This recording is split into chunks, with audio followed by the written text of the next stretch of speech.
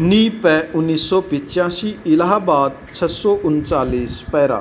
सैयद मोहम्मद असलम बनाम उत्तर प्रदेश राज्य पैरा। तारीख 30 नवंबर 1984 पैरा। न्यायाधीश A.S. श्रीवास्तव और S.I. जाफरी पैरा।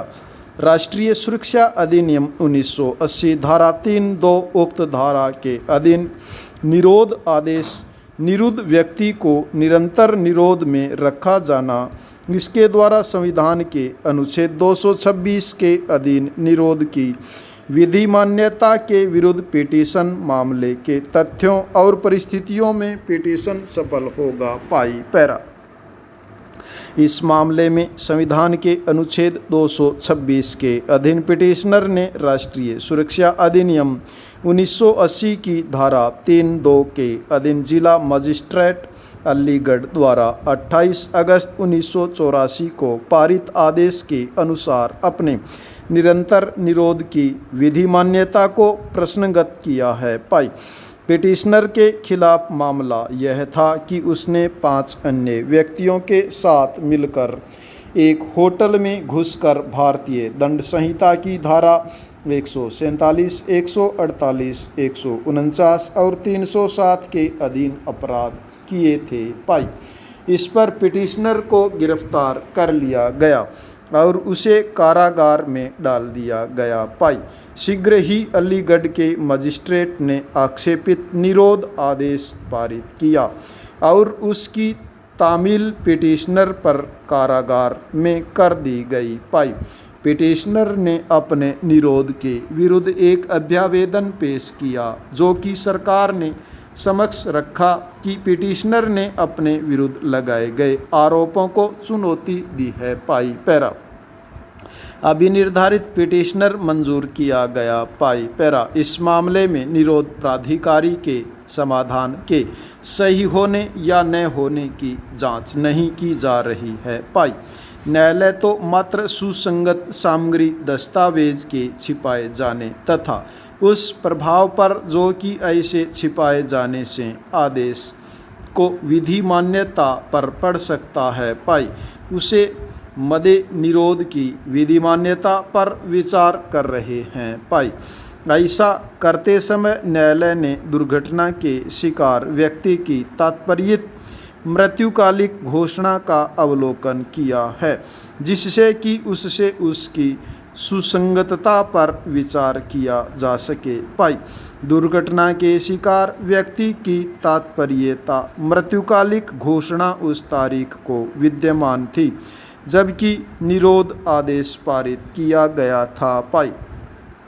उसकी अंतर वस्तुओं के बारे में राज्य सरकार को भी पता था पाई। ऐसी दशा में राज्य सरकार का यह कर्तव्य था कि वह आहत व्यक्ति की उस तात्पर्यित मृत्युकालिक घोषणा को निरोध प्राधिकारी के समक्ष रखती, जिससे कि वह इस बात पर विचार करने में समर्थ हो पाता कि क्या उक्त कथन को ध्यान में रखते हुए निरोध आदेश उस कथन के बावजूद पिटीशन के खिलाफ पारित किया जा सकता था पाई।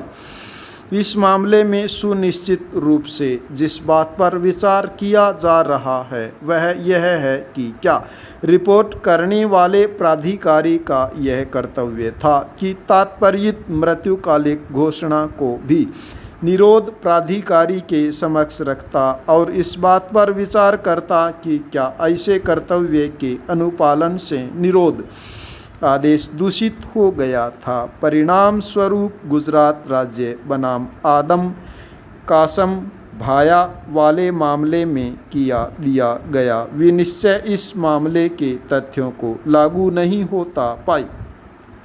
यह न्यायालय इन प्रश्नों पर विचार करने के लिए सक्षम है पाई। यदि कोई दस्तावेज किसी ऐसे प्रश्न के बारे में सुसंगत है जिस पर कि निरोध प्राधिकारी को अपने वैयक्तिक समाधान को आधारित करना था और ऐसी दस्तावेज रिपोर्ट करने वाले प्राधिकारी की जानकारी में निरोध आदेश की तारीख को विद्यमान थी, तो रिपोर्ट करने वाले प्राधिकारी का यह कर्तव्य था कि वह निरोध प्राधिकारी के समक्ष उस दस्तावेज को प्रस्तुत करता और ऐसे कर्तव्य का अनुपालन उस आदेश को अधिमानित बना देता। सेवा नियोजन हस्तशिल्प या उद्योग, उपजीविका या उपव्यवसाय इसके अंतर्गत आता है। पाई उड़ीसा सड़क परिवहन कंपनी लिमिटेड स्पष्टतः अधिनियम के अर्थांतर्गत एक उद्योग है। पाई पैरा इसी प्रकार विरोधी पक्षकार धारा 2 में दी गई परिभाषा के अर्थांतर्गत एक कर्मकार है और यह स्वीकार किया गया है कि चूंकि विरोधी पक्षकार की अब कंपनी के कार्यालय में एक सहायक के रूप में नियुक्ति की गई है, इसलिए यह स्पष्ट रूप से अधिनियम की धारा 2 में दी गई परिभाषा के अंतर्गत आता है और वह उसमें उल्लिखित अपवादों के अंतर्गत नहीं आता। पाई अधिनियम की धारा 2 में दी गई परिभाषा के अनुसार औद्योगिक विवाद पद से कर्मकारों और कर्मकारों के बीच कोई भी विवाद या मतभेद अभिप्रेत है और जो किसी व्यक्ति के नियोजन या अनियोजन से या नियोजन के निबंधनों या श्रम परिस्थितियों से सशंक है। पाई इस विवाद में प्रार्थित अनुतोष इस बात के अवधारण की अपेक्षा करता है कि क्या वादपत्र के उपबंध 1 और 2 के अनुसार वादी विरोधी पक्षकार को सेवा समाप्ति विधि मान्य और प्रवृत्त है। पाई स्टॉप।